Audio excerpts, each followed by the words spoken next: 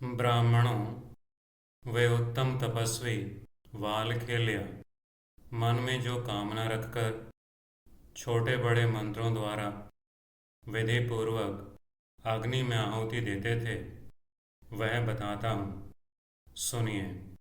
जुहुवुस्ते सुतपसो विधिवज्जात वेदसं मंत्रैरुच्चावचैर्विप्रा येन कामेन तच्छृणु।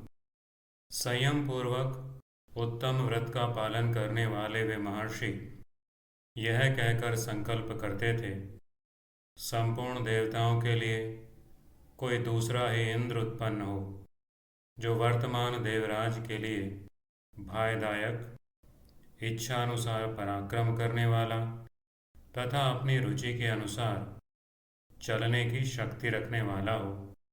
कामवीर्य कामगमो देवराज भयप्रदः इंद्रोऽन्यः सर्वदेवानां भवेदिति यतव्रताः। शौर्य और वीर्य में वह इंद्र से 100 गुना बढ़कर हो, उसका वेग मन के समान तीव्र हो। हमारी तपस्या के फल से अब ऐसा ही वीर प्रकट हो जो इंद्र के लिए भयंकर हो। इंद्राज शतगुण शौर्ये वीर्ये चैव मनोजवः तपसो नः फलेनाद्य दारुणः संभवत्विति। उनका वह संकल्प सुनकर 100 यज्ञों का अनुष्ठान पूर्ण करने वाले देवराज इंद्र को बड़ा संताप हुआ और वे कठोर व्रत का पालन करने वाले कश्यप जी की शरण में गए। तद्बुद्ध्वा भृशसंतप्तो देवराजः शतक्रतुः जगाम शरणं तत्र कश्यपं संशितव्रतम्। देवराज इंद्र के मुख से उनका संकल्प सुनकर प्रजापति कश्यप वालखेलियों के समीप गए और उनसे उस कर्म की सिद्धि के संबंध में प्रश्न किया। तच्छ्रुत्वा देवराजस्य कश्यपोऽथा प्रजापतिः वालखेल्यानुपागम्य कर्म सिद्धिमपृच्छत। सत्यवादी महर्षि वालखेलियों ने हाँ, ऐसी ही बात है कहकर अपने कर्म की सिद्धि का प्रतिपादन किया। तब प्रजापति कश्यप ने उन्हें सांत्वना पूर्वक समझाते हुए कहा, एवमस्त्विति तं चापि प्रत्युचुः सत्यवादिनः। तान् कश्यप उवाचेदं सांत्वपूर्णं प्रजापति। तपोधनों, ब्रह्मा जी की आज्ञा से ये पुरंदर तीनों लोकों के इंद्र बनाए गए हैं और आप लोग भी दूसरे इंद्र की उत्पत्ति के लिए प्रयत्नशील हैं। अयमिन्द्रस्त्रिभुवने नियोगात् ब्रह्मणः कृतः इंद्रार्थे च भवन्तोऽपि यत्नवन्तस्तपोधनाः। संत महात्माओं, आप ब्रह्मा जी का वचन मिथ्या न करें। साथ ही मैं यह भी चाहता हूँ कि आपके द्वारा किया हुआ यह अभीष्ट संकल्प भी मिथ्या न हो। न मिथ्या ब्रह्मणो वाक्यं कर्तुमर्हथ सत्तमाः भवतां हि न मिथ्यायं संकल्पो वै चिकीर्षितः। अतः अत्यंत बल और सत्व गुण से संपन्न जो यह भावी पुत्र है, यह पक्षियों का इंद्र हो। देवराज इंद्र आपके समीप याचक बनकर आए हैं, आप इन पर अनुग्रह करें। भवद्वेष पततृणामिन्द्रोति बलसत्त्ववान् प्रसादः क्रियतामस्य देवराजस्य याचतः। महर्षि कश्यप के ऐसा कहने पर तपस्या के धनी वालखेल्य मुनि उन मुनि श्रेष्ठ प्रजापति का सत्कार करके बोले, एवमुक्ताः कश्यपेन वालखेल्यास्तपोधनाः प्रत्युचुरभिसम्पूज्य मुनिश्रेष्ठं प्रजापतिम्। वालखेलियों ने कहा, प्रजापते, हम सब लोगों का यह अनुष्ठान इंद्र के लिए हुआ था और आपका यह यज्ञ समारोह संतान के लिए अभीष्ट था। अतः इस फल सहित कर्म को आप ही स्वीकार करें और जिसमें सबकी भलाई हो वैसा ही करें। वालखेल्या ऊचुः इंद्रार्थोऽयं समारंभः सर्वेषां नः प्रजापते अपत्यार्थं समारंभो भवतश्चायमीप्सितः तदिदं सफलं कर्म त्वयैव प्रतिगृह्यताम् तथा चैवं विधित्स्वात्र यथा श्रेयोनुपश्यसि। उग्र श्रवा जी कहते हैं, इसी समय शुभ लक्षणा दक्ष कन्या कल्याणमयी विनता देवी, जो उत्तम यश से सुशोभित थी, पुत्र की कामना से तपस्या पूर्वक ब्रह्मचर्य व्रत का पालन करने लगी। ऋतुकाल आने पर जब वह स्नान करके शुद्ध हुई, तब वह अपने स्वामी की सेवा में गई।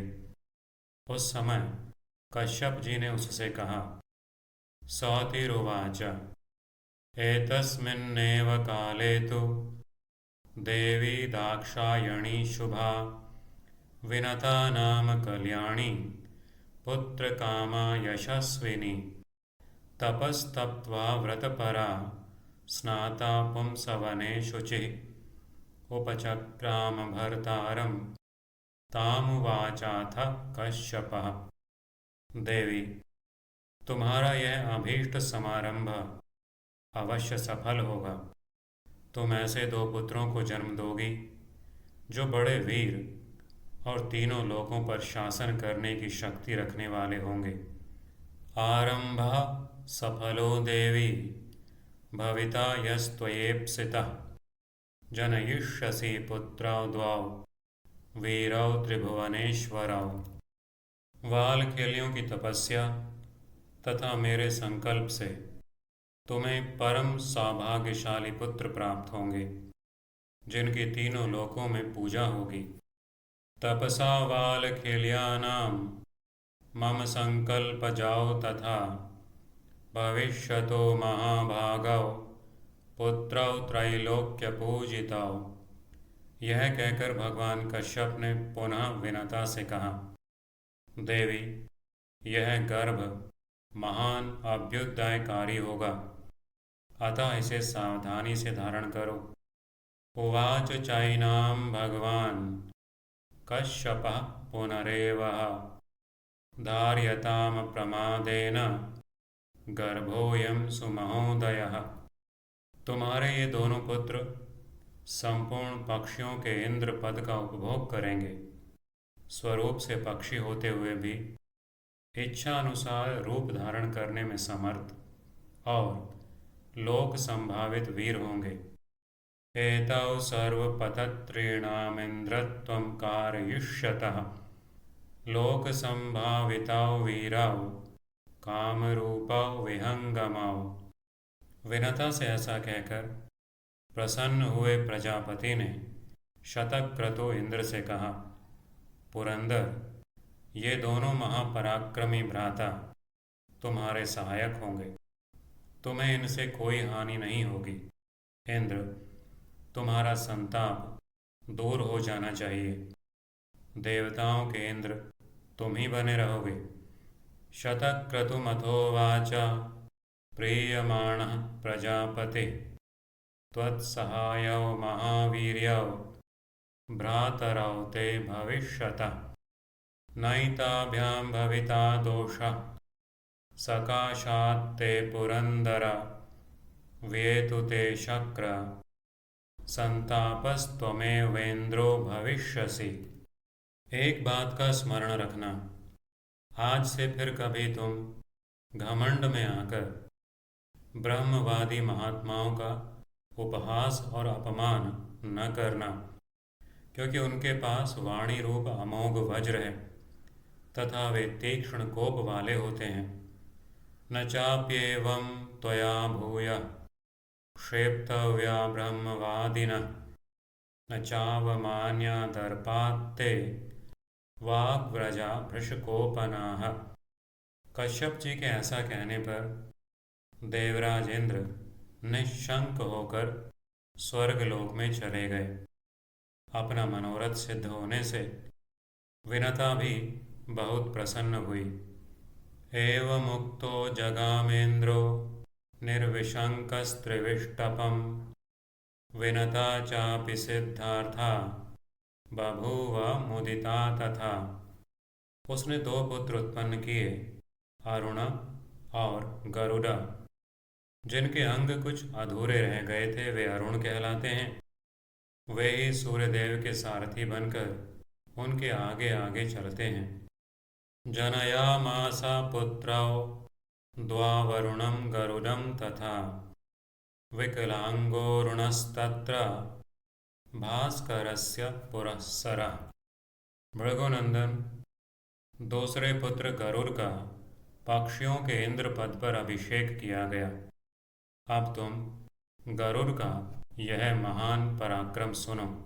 पतत्रीणां च गरुडमिन्द्रत्वेनाभ्यषिञ्चत तस्यैतत्कर्म सुमहच्छ्रूयतां भृगुनंदन।